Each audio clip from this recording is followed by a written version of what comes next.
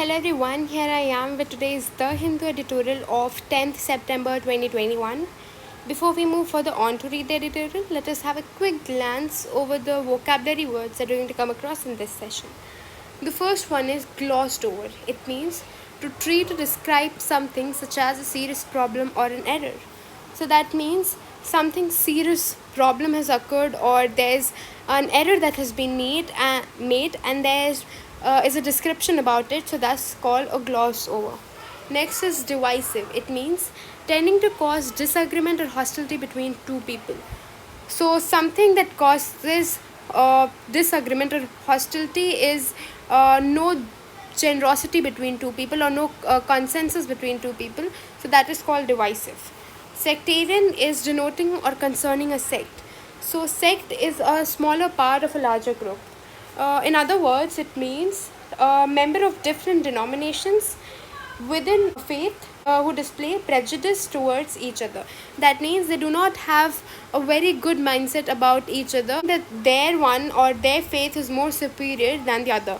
So, like an Islamist, you can see Sunni and Shia, and they are sect and they think they do prejudice about each other. Now let us read the article. It is read as quote unquote return of the Mullas. So who are these Mullas?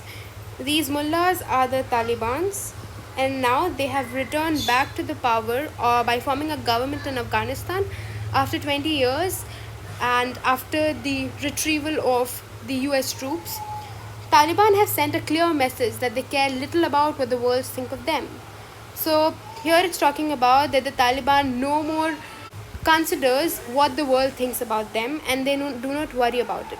In earlier articles, we had read that Taliban does consider and does worry what world thinks about them, but now they have sent a clear message regarding that. No, that's not true. We do not care about what the world think of us. So in earlier articles, we had read that the Taliban wants recognition from the UN and other countries as a government, so we can hope that Taliban will respect the women and give them their human rights and will not violate them. So we were expecting that, but now by reading this article, we can think that our hopes have been shattered. The debate on whether the Taliban would form an inclusive government representing all sections of Afghan society was laid to rest by Taliban themselves on September 7 when the group's spokesman Zabiullah Mujahid announced the formation of a new administration of the Islamic Emirates of Afghanistan. So we had expected, or we were wondering, or we were just pondering over that the government that will be formed in Afghanistan under the Taliban, will it be a composed government which will be representing all the sections of the society, or will it be constituted of only the Taliban members as such? But now, on the 7th of September, the Zabiullah Mujahideen, that is the spokesperson of Taliban, he has announced the formation of the new administration which is called as Islamic Emirates of Afghanistan. Now let us look how the government looks like. Of the 33 cabinet ministers named, 30 are Pashtuns, 2 ethnic Tajiks, and 1 is Uzbek. The Taliban are predominantly Pashtuns, who make up 40% of Afghanistan's ethnically diverse population of 40 million. So we can see that our hopes have been at the most shattered because they have elected or they have appointed, instead say, 33 cabinet ministers. And of those, that is, of the 33, 30 are Pashtuns and 2 are ethnic Tajiks and 1 is Uzbek. And these 30 Pashtuns are all Talibans because we see that all the Taliban members are Pashtuns, which is 40% of the ethnic composition of Afghanistan. So we have seen that there isn't equal representation in the government as such because you have given 40%, the section of the society which constitute 40%, you have given about more than 90% of representation. So that isn't equal representation as such. Women and Hazara Shia minority both faced targeted harassment and discrimination when the Taliban were in power in 1990s, were excluded completely. And if we go back and look at the prior rule or the earlier rule of Taliban in the 1990s, the women and the Hazara Shia, like as I told you, Shia is another sect of Islamic religion. So they were tortured and humiliated and were harassed and were targeted by the Taliban's.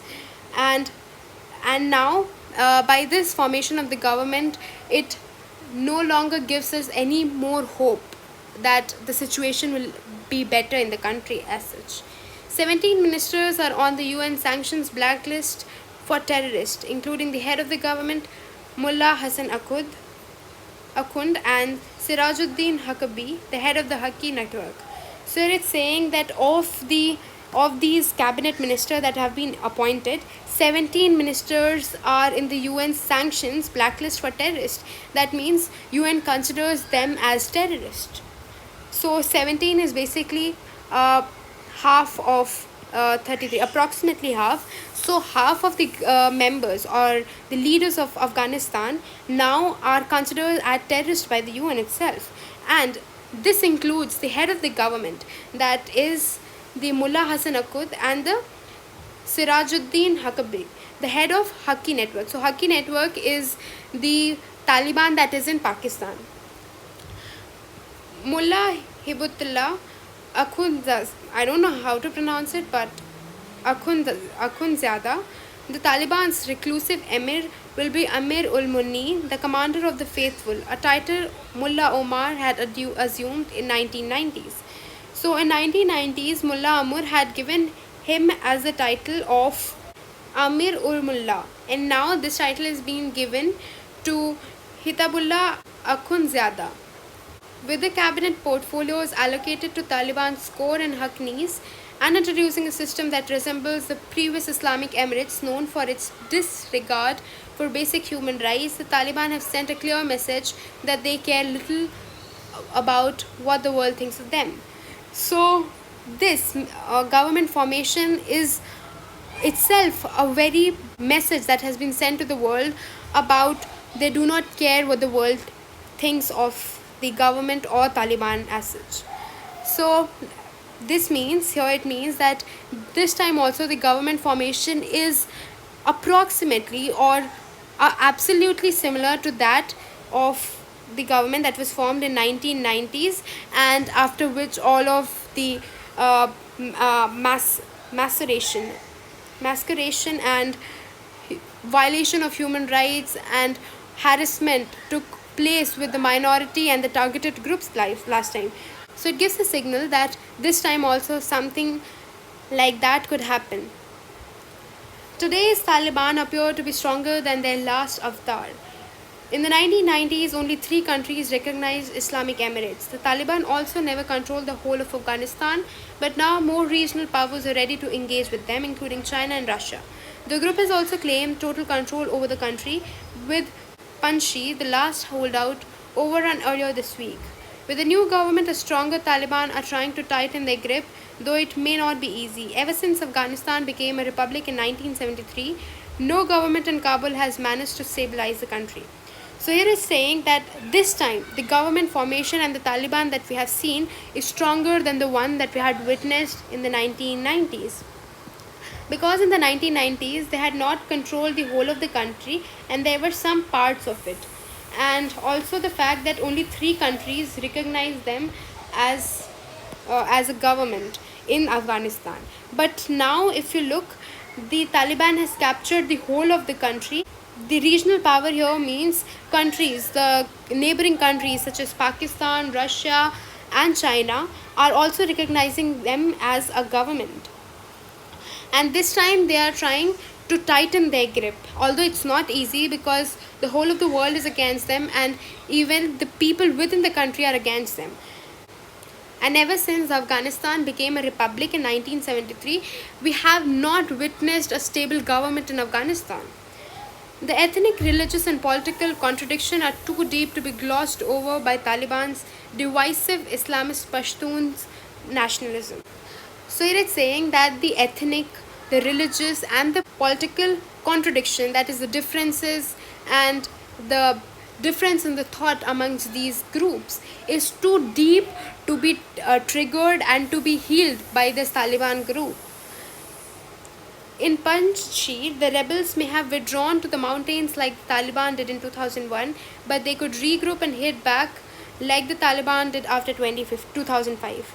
So the Panjshir is the last place which Taliban captured, and here they were only able to capture when the rebels hid in the mountains. Because if you look at the topography of Afghanistan, if this is Afghanistan, it is divided by full of mountains in between, and there is desert in the side, so it has very diverse topography, and so it is very hard to rule the country. And that's why now when the Taliban came to capture the Panjshir, then the rebel group hid in the mountains.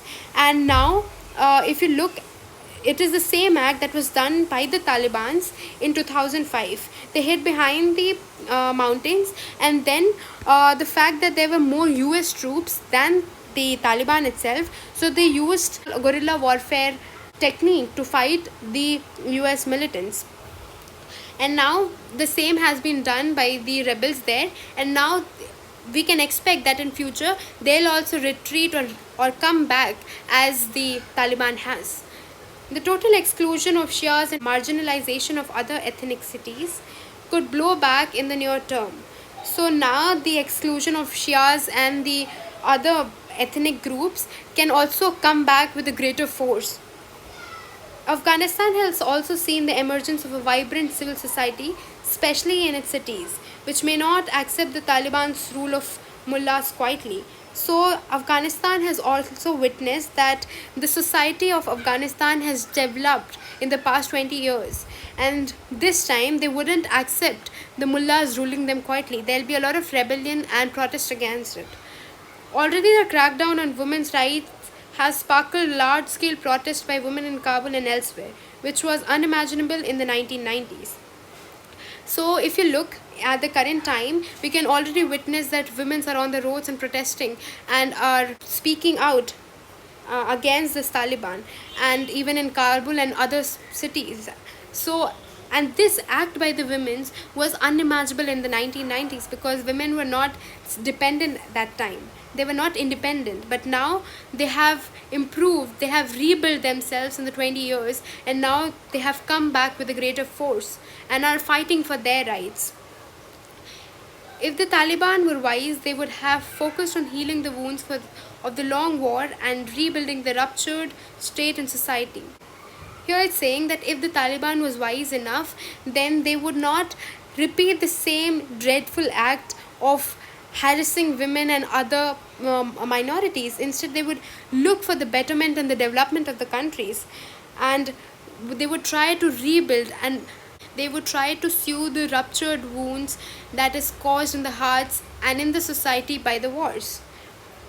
But the Pashtuns, Islamist sectarian Taliban, seems programmatically incapable of doing that. But the Taliban, this which is a sectarian, that is, it is like I had told you that there are Shia and Sunni within the Islam. So they have prejudice thinking about each other. So, but Taliban has that mindset, and it is incapable of thinking of such wise things.